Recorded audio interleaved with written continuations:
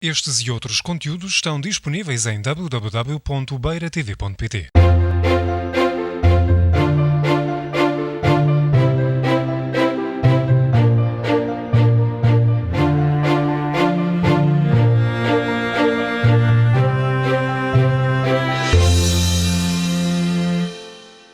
So I'm going to present two main eco-development projects we are taking up in the northeast Portugal, in the region of Miranda do Douro.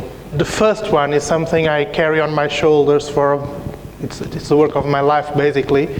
It started in 1985 and is the study and recovering of the traditional bagpipes of the region. When you understand the music of a region, you understand its soul. So I've been trying to understand it from the last 25 years. The second one is a project of saving the donkey, saving a traditional autochthonous breed of donkey that is up in Miranda do Douro and is threatened of extinction at this moment. So we tried to develop something that would help to save this biodiversity, and we created something as a cosmetic line of products that uses the donkey milk with its properties known from the times of Queen Cleopatra from Egypt. So, what is it for us? Our concept of eco-development. As it is written, is the promotion of local sustainable and rediscovery of raw materials or any other kind of things that might exist and is not being used, or is roughly used, or could be used in a different way to generate value. But having in mind always five main streams of thought that are not negotiable for us. Let's say five main points that we are dogmatic about them, which is environmental sustainability, fair trade, both for who sells and both for who buys, ecological consciousness. Let's say we should not do something that harms the environment anyway. Animal welfare or well-being. We are working with animals. We are not promoting their pain or any other ways of suffering, so we must act having in mind animal welfare and the human sustainable development.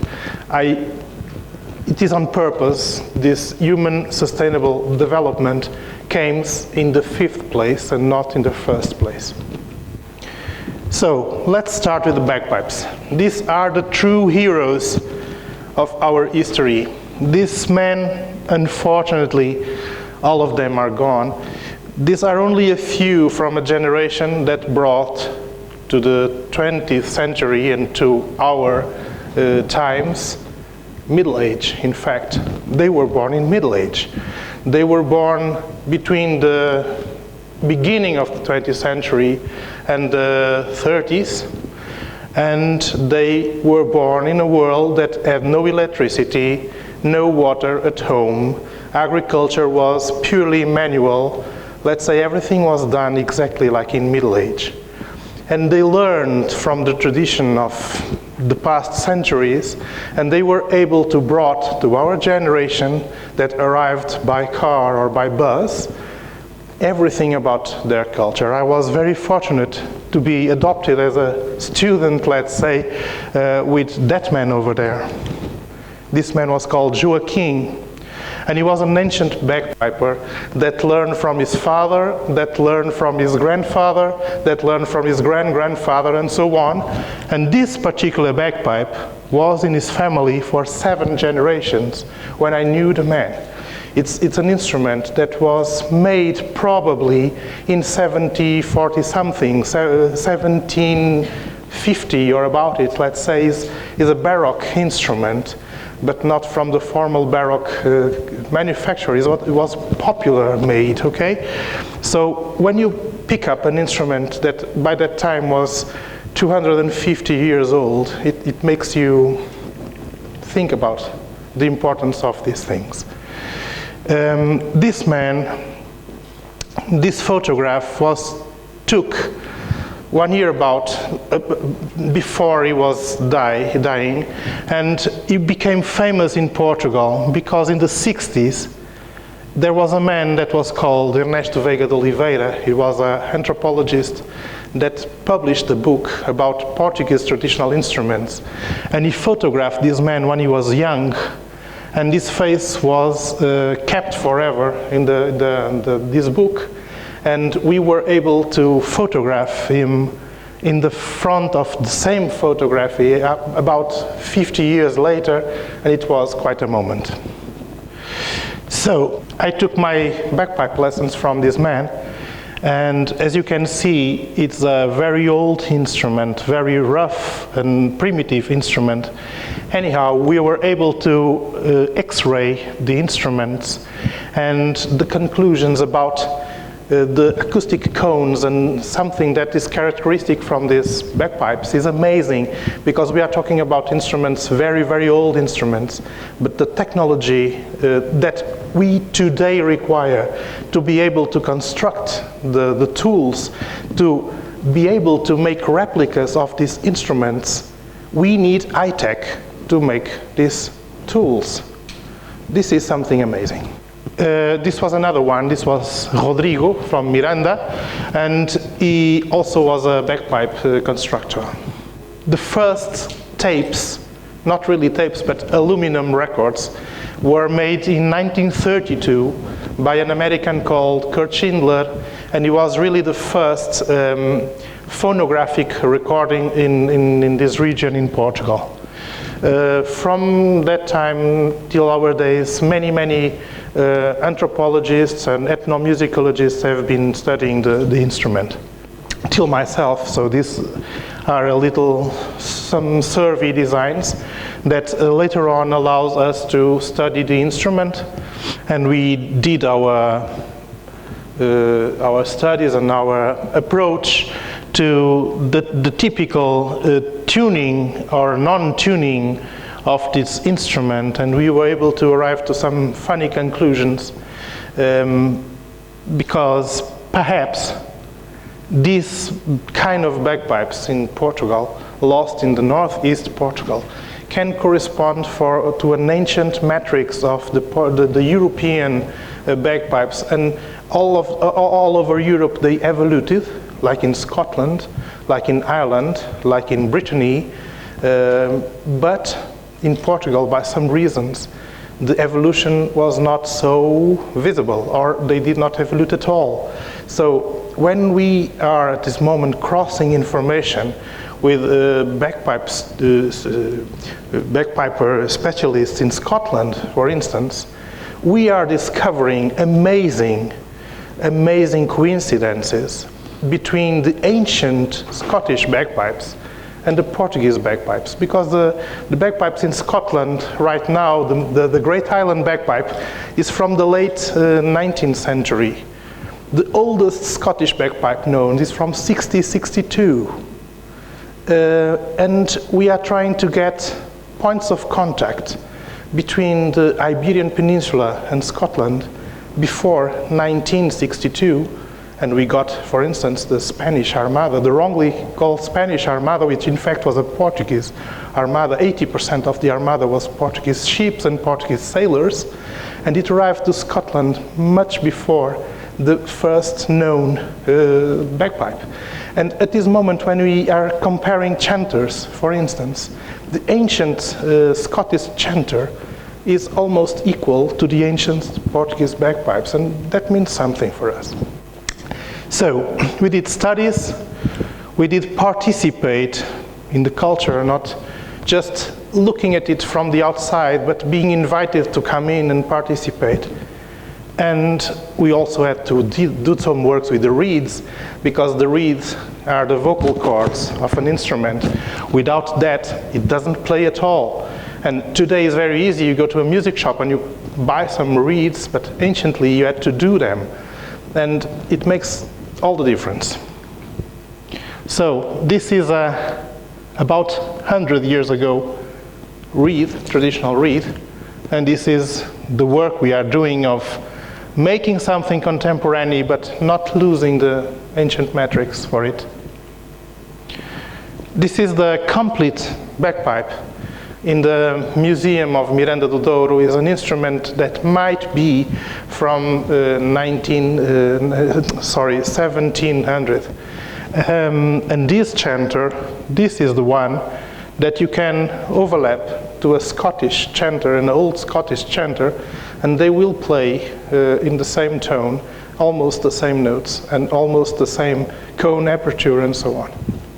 Coming back to the heroes, we did a lot of work trying to join people, trying to join the new bagpipers, let's say people from my generation and younger, and the older one, and make the instruments circulate and make the people try them before arriving to some conclusions. At the end of the day, we did identify two main ancient instruments that were considered to be the best, let's say, the ones that were more suitable for the old pipers, for the new pipers, that everyone liked more the pitch, the tone, and so on. And in fact, they corresponded to the pattern of the main pattern of tuning up of all notes along the scale, with the same reeds, of course. Curiously, they both have the same fingering, the drills, closed on the left side and opened on the right side. And this probably means that ancient pipers, they played like this, or like this, or they were left-handed. But curiously, when you go to the iconography of the European bagpipes, you will find a lot of old draws, German draws, Belgian draws, English or UK draws, and the ends are on the wrong position. Today we do play like this and not like this, all over the world. And we did replicas. We were able to find out and the right method to measure with all the decimillimeter acoustic cone, and then we were able to reproduce this instrument.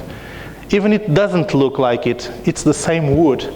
This is boxwood, and boxwood becomes dark brown when it ages more than 100 years. So hopefully in 200 years, these chanters will look like that. I hope so. And we came from a scenario about 5 old pipers that died in the 90s. Portuguese bagpipe in the Northeast was almost disappearing. With the work we did, we were able to pass from this kind old man to this extraordinary new man. And at this moment we have formed associations and we have done music schools. And anciently it wasn't possible because we did not have the instruments to do it. At this moment we have 3 associations with music schools, traditional music schools, and in one of them we have more than 100 pupils, students, learning the bagpipes, and it makes us proud. So let's go on to a different way of introducing some dynamics in a region, which is taking up a local breed of donkey or animal, or our case is a donkey, with this threat of extinction. We only have about 2,500 animals at this moment. And if you think about it, most of these animals are old animals, let's say they are not in reproductive age anymore, so the risk of extinction is very high. And if no one does anything in 10 years, this biodiversity and biogenetics richness is gone forever. As I told you before, the modern times arrived very late to the Mirandese plateau, to the region of Northeast, till the 70s. To arrive there by car or by bus, you still have to cross Roman bridges. New modern concrete bridges came in the 70s and in the 80s of the 20th century. is something amazing. So donkeys have been used as animal traction and mean of transport till the late 70s, when the first tractors and agriculture machines arrived to the northeast. And today they are still beloved animals. Everybody owns a donkey if they can, but not for any purpose, just because they like the animals. There are really no agriculture work from them. We can say that donkeys, like a lot of people in Portugal, is getting unemployed. And when someone gets unemployed, there are the tendency to think that is useless. And when it's useless, is something that doesn't really take some effort to keep. And that's something shocking. Because if you think of yourself becoming useless, it's something that we cannot accept. So donkeys, they cannot do anything. We must do something for them. Old people own the donkeys, and the donkeys become older as well. So extinction is at stake. We are over there. At the moment we are over here, but our project is over there. And we'll invite you for a short image visit to the region. So it's a region where you can find beautiful rivers and beautiful villages, old monuments, donkeys, of course. This is the house over there, and this is the door where my master, bagpipe, lived in São Joanico, Miranda do Douro. Architecture, traditional architecture, looks like this in the region, and like this. And this image speaks for itself. So, old man, old donkeys. This is the idea. We did our company because we believe in non-financed projects. We need to finance ourselves in order to be sustainable. We cannot expect money from our government or from Europe or from anyone else. So we must be auto-financed for our projects. So we did a company, and I used to say that companies make value for the shareholders. My shareholders are the donkeys. Okay, I manage a business, and my shareholders are the donkeys. We are located in the region. Idanha-a-Nova is a small village. We have our head office in Desertification. It's an old village where lived 30 people. So when we meet there, when the board of the company meets there, the population of the village increases 10%. We have a small industry area growing up in Vimioso. We have a shop and cafeteria for our products in Porto. And our main facilities are all located in the region. We are making a shop in Idanha-a-Nova. It's a small village visited by about 10,000 people per year because of the donkeys. This is the region around the village where we grow our donkeys. So they grow up and they are treated in a natural landscape. They are not closed up in a stable or a barn. They are grown up in the natural fields like these.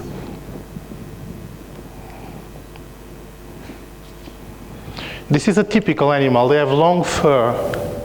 They look very fluffy, very kind. They have long fur, long ears, are not very tall. It's a special animal. And while this was taken during a TV program, this is my partner Barbara, and she's about to milk a donkey.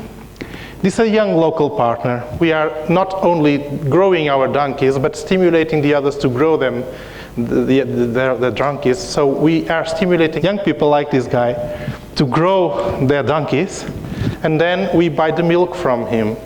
We have a milk protocol, very strict, and then we buy the milk from him, so we spread the richness from the region. This is our main headquarters in Desertification. We did not build anything new, we are refurbishing an old building.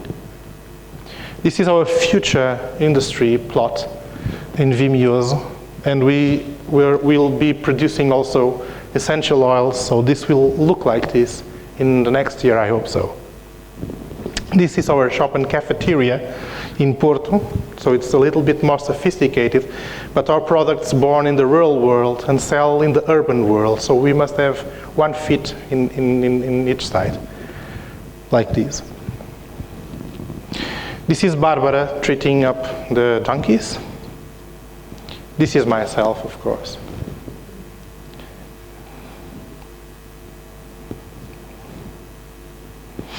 Every year we have newborn babies.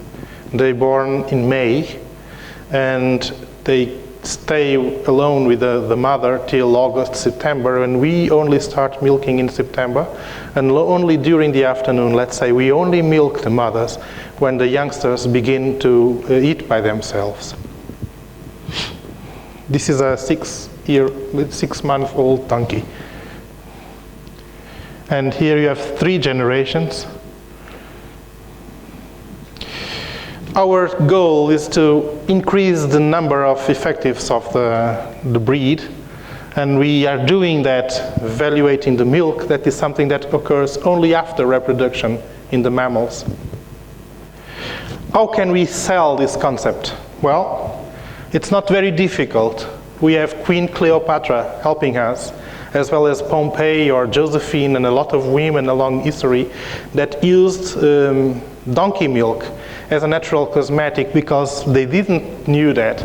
They only felt well, but donkey milk as something in this composition is the most similar milk to the human milk, and has some proteins and fat acids that stimulate the production of collagen in our skin. And collagen is the substance that keeps our skin cells together. That's an anti-aging, natural anti-aging process, and that's what is special about donkey milk, not more than that. But we can sell products, but we must have quality. If they are not very good, people will find a very funny concept, but they won't buy it anymore. So we want people to find the concept funny, but we want people to buy it all along. So we must make very good quality products. This is milking a donkey. Everything is done by hand. Okay, there is no machines in the process. We just use fresh milk. We do not dehydrate the milk because for feeding is okay, but not for cosmetics. When you dehydrate the milk, you explode the molecules that are interesting for collagen stimulation. We plan to increase about 30 newborns every year, which means about 300 donkeys in 10 years. Let's say we are not making it better, we are just making it exactly like at this moment. If the project goes on, we will make the situation better. If it keeps like at this moment, we'll keep the situation for more 10 years. So we are avoiding the extinction of the species, okay? That's what we are doing at the moment. This is the minimum required to avoid biological extinction. Where can you see our project? Well, the best place in the shelves of our resellers, or in our products catalog, or in our shops, or in our website. By the way, tomelo, it means rosemary in the Mirandês, in the regional language. Here it is called rosmaninho. This is a short view of our products catalog. We have soaps, small soaps, 100-gram soaps, exfoliant soaps, creams, that's body milk, as well as hand cream, or face cream, anti-wrinkle face cream, day and night. And what we are achieving with these projects, since we have about 450 new bagpipes constructed, this means a revenue to the local economy very significant. And this is indirectly injected in the local economy. This is also very significant for the region. 3 local new associations, 2 new traditional music schools, 6 new inhabitants. Well, it means 10% increase. 10% is a great figure. 6 is not a great figure, but 10% is a great figure. And 12 new cultural events per year. That's significant, 1 per month. We will have 300 newborn donkeys in 10 years. 12 new direct jobs created. That's yet at this moment. That's very significant as well. Another more 7 new inhabitants, another 10%. Let's say we were able to bring 13 people to this village with these 2 projects. We are preserving traditional heritage, of course. We are building up new industrial plants, and that will create jobs as well. And we are creating more than that. We are creating a financial platform for other projects and reinvestments. At this moment, it is known that we are working on building up a traditional instrument construction shop. And with this, I say goodbye and thank you.